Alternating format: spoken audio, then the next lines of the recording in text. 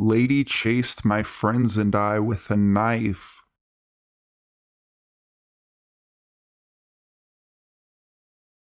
I used to live in a really nice, safe neighborhood up until I was about 12. It was one of those really friendly, small areas where everyone knows everyone. So naturally, everyone kinda knew about the creepy family that lived on the corner in a rundown house. It was an elderly lady and her daughter. Now, my friends and I had met them before. We sang Christmas carols around the neighborhood at around 8 years old, and we also went up to this one house. The older lady was sweet and really welcoming of us, while the middle-aged daughter scowled at us from behind. It was pretty much known that the daughter had some very deep psychological issues. These only got worse when the elderly lady died, as the daughter pretty much deteriorated completely as a human. We would hear screaming throughout the night coming from her house, and there would be times that she would sit out on her porch without a shirt on, talking to herself. So, one day, age 11, my friends and I are walking back from a local liquor store with bags full of junk food. Thinking nothing of it, we decide to walk down the street that her house is located on. We were walking on the opposite side of the street in relation to her house. All of a sudden, she jumps from her porch, shrieking at the top of her lungs. In her hand is this massive kitchen knife, and she starts running after us, screaming, "Get away from my house! I'll kill all of you! You better run! Fuck off! Satan is coming for you!" Followed by more incessant shrieking.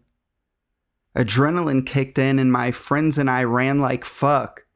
She stopped when we got to the next block.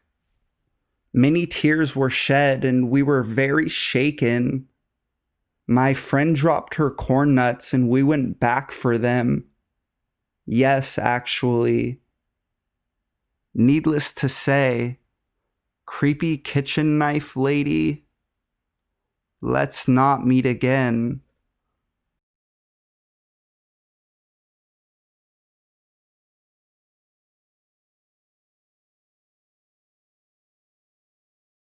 Be wary of white pickups.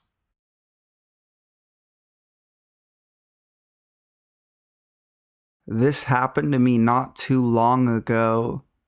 I live in a fairly good neighborhood with many families, so it came as quite a shock when we heard that a little girl had been attacked by a child predator just a few weeks prior in our neighborhood. I'm a teenage girl, although I'm fairly short, about 5 foot, so I'm always cautious when I'm out by myself. Anyway, the incident didn't stop me from walking my dog to a little park that was a ways from my house. Stupid idea, I know. It was later in the evening, but I loved the cooler weather at night because it was so hot in the afternoon.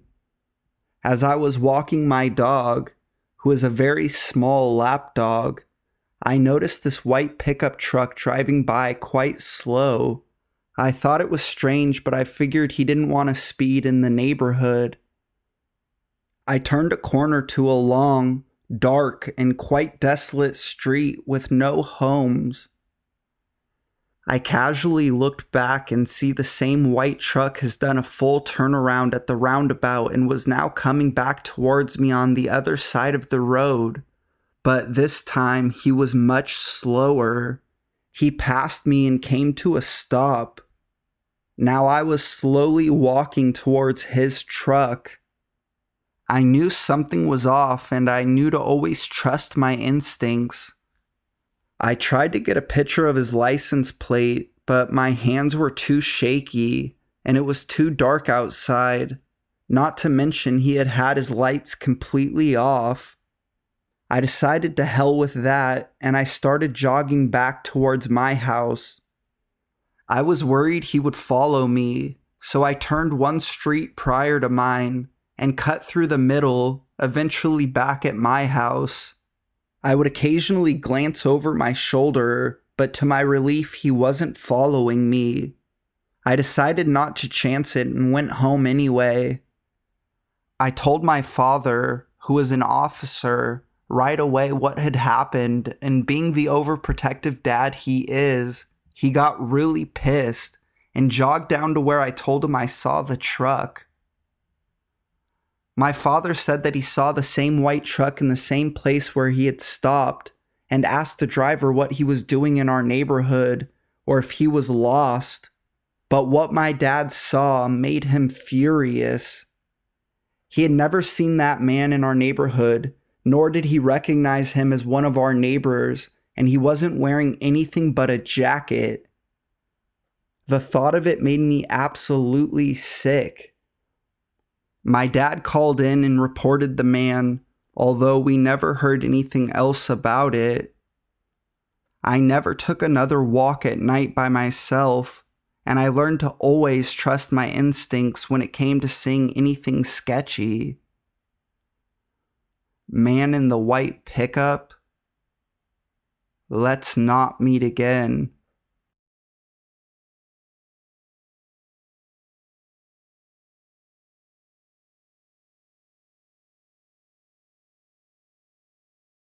Always watching.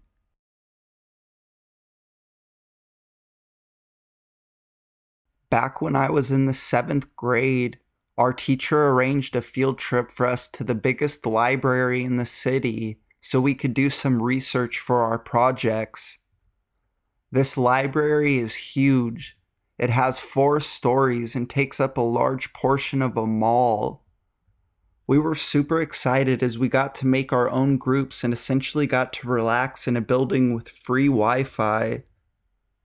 After the librarian had given the basic introduction and told us how to find the stuff we were looking for, we all branched off into groups. My group was composed of 4 other people: JC, Paul, Ryan, and Dave. We walked aimlessly around the library for a while, going up and down the escalators, going into the mall and buying some food. Finally, my project partner JC decided we should do some work, and with a bit of coaxing, we managed to get the rest of our group to come with us. We decided upon this one table on the 4th floor and we set up shop. Along with us, we had brought out laptops, phones, and other necessary stuff. We set up all of our electronics on the table and got to work. After a bit, this girl from our class, Lily, came up to us as we were working. She whispered to us that this guy had been staring at our group for the past half hour when she had come by before. Needless to say, we were creeped out. The guy looked to be around in his late 20s to early 30s and was very disheveled. We considered moving, but due to the amount of stuff we had set up, and since we outnumbered him 4-1, we decided to bear out the last hour or so. After a while, I had forgotten about the staring man. I had to complete my project and was very focused on that. And due to my focus, I failed to realize that my friends had whispered to each other and they had left until they were on their way down to the 3rd floor. Now there's just me with over $7,000 worth of electronics at the table, which I can't leave unattended. This is a fairly secluded part of the library. It's hidden between a few bookshelves and can't really be seen unless someone is looking for a book in this part. At this point, I turn my eyes towards the man who was staring at us earlier. He is rapidly making his way towards me, and he had put his hand in his pocket like he was grabbing something. When he was almost at the table, one of Lily's friends, Caroline, walked over. She was coming to ask Dave for his USB. The man did a 180 and immediately walked away as soon as he saw her. He then proceeded to sit down and stare at me and her, and at this point she was also aware of what was going on. We noped the heck out of there, and originally the guy tried following us, but he disappeared when he saw us walking towards one of the desks. I finally found my friends, who were laughing their asses off over the prank they'd pulled on me, and they laughed even harder as I told them what happened. Once we were finally loaded on the buses and on the way out of there, a girl was telling a few guys about how this man had tried to grab her near the bathrooms.